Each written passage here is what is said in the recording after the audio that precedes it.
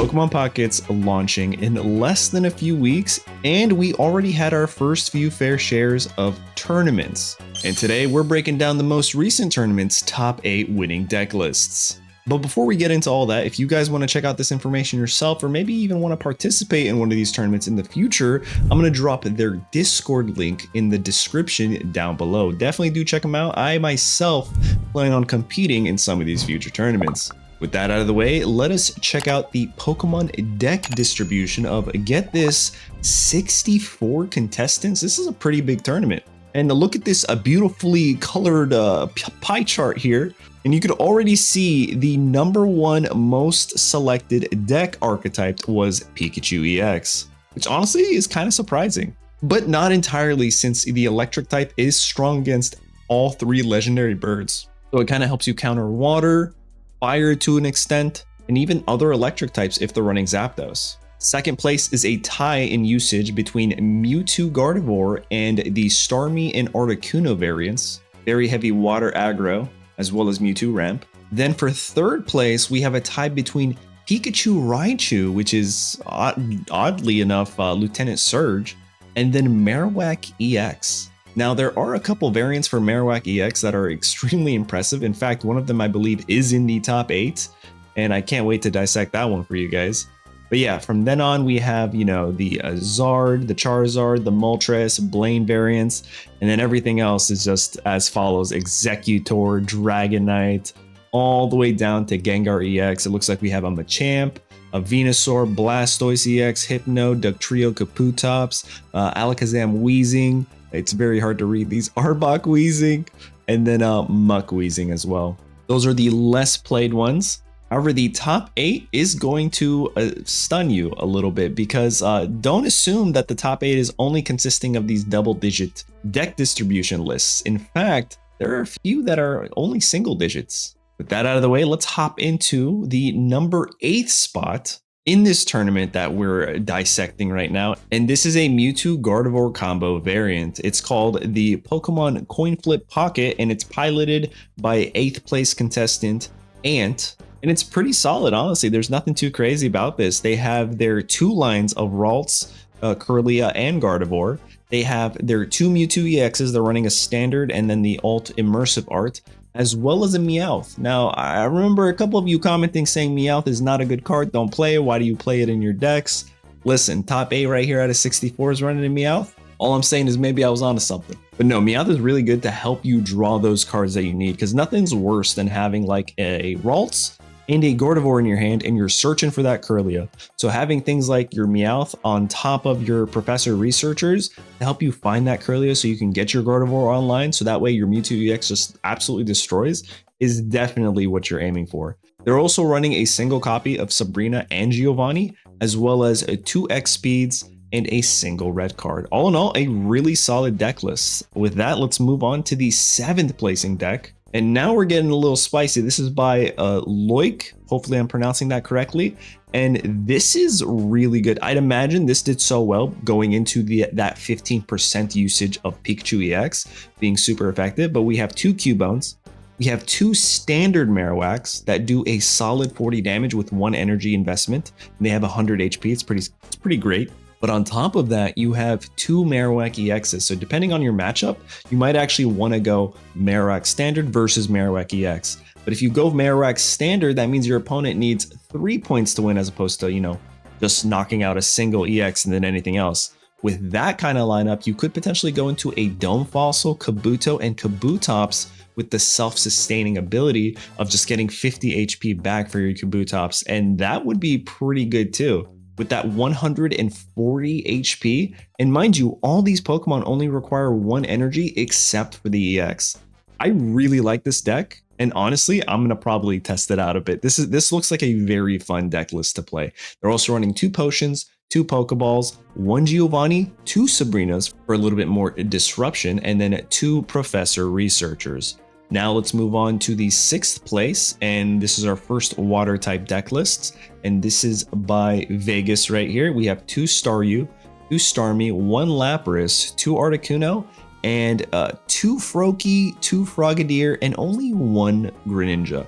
Not sure if that was intentional, maybe they're missing another one, It kind of feels like maybe you wouldn't want to run 2 Froakie and 2 Frogadier. I don't know. Maybe they're onto something here. But with that, they also have 2 Pokeballs, 1 X Speed, 1 Sabrina, 2 Professor Researchers, and 2 Misties. Now, again, this is the 6th place out of top 8 with over 60 contestants. So I'd imagine they were hitting their Misties, right? Which is pretty good, pretty good. Moving on, let's go to the 5th place. And this is Sarah's deck tournament. They have 2 crowned Pikachus already.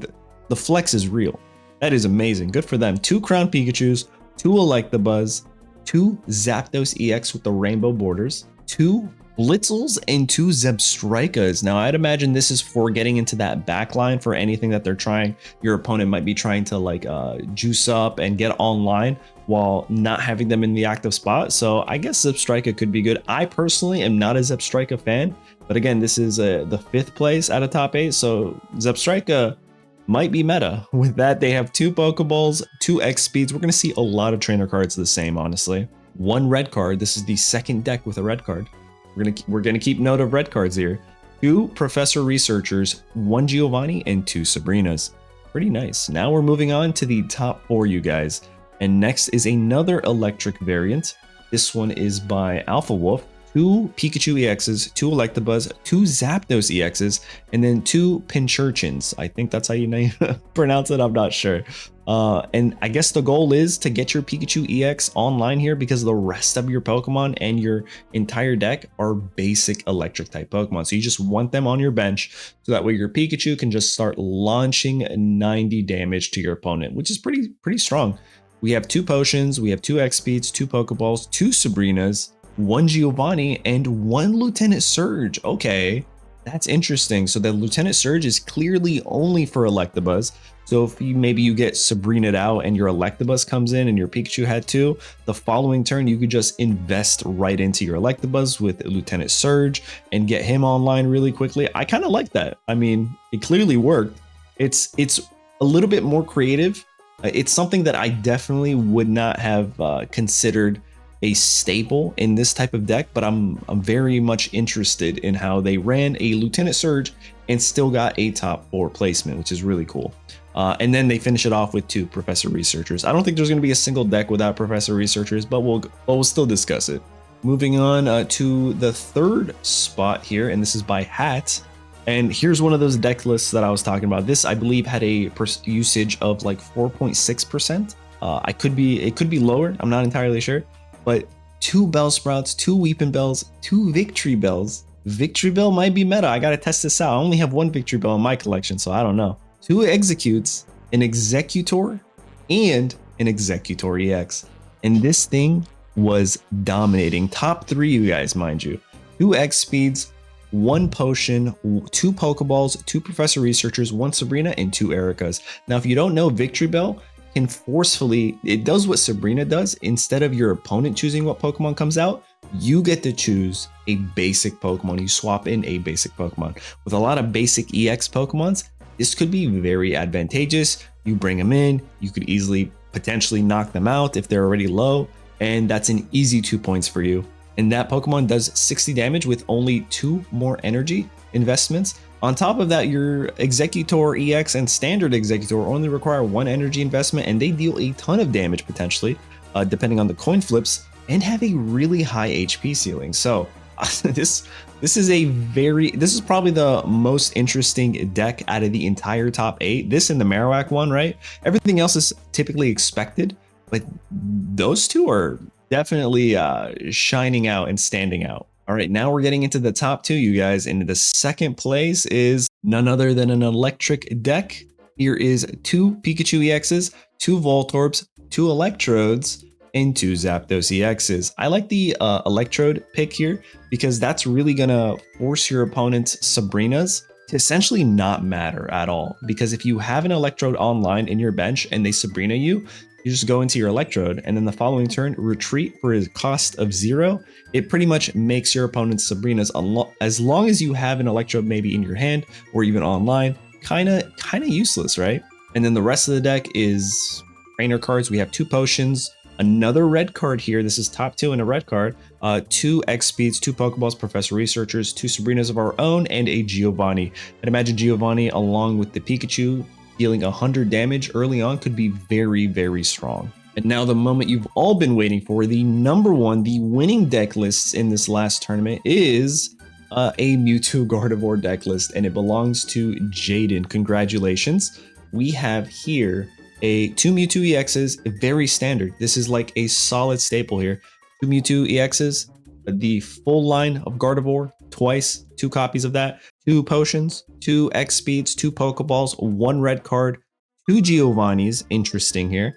They're going for more of a aggressive approach with the damage calculation.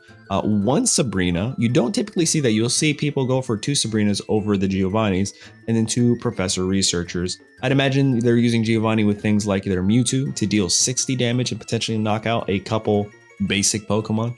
And maybe even Gardevoir with their 70 damage for their attack. And honestly, maybe even Side Drive dealing a 160 for potential knockouts. But yeah, there you guys have it. This one also is running a red card. So that's 4 red cards in the top 8. A lot of you said red cards are bad, including myself. But apparently red cards with the disruption can make or break games. But there you guys have it. That is the top 8 of a very recent, I think 2 days ago, tournament with a turnaround of 64 players. I myself am definitely going to compete in the future. The link will be in the description down below if you guys want to compete in the future as well. But yeah, what do you guys think of this top 8? Let me know in the comments down below. Do you like this type of content? Do you want me to cover these more meta top 8, top 16 type deck lists for tournaments? I personally like doing this. I like taking a look into these deck types and trying to understand how they were constructed and talking through my thought process. But yeah, there you guys have it. Let me know in the comments. Don't forget to hit the like button, subscribe, and I will catch you in the next one. Later.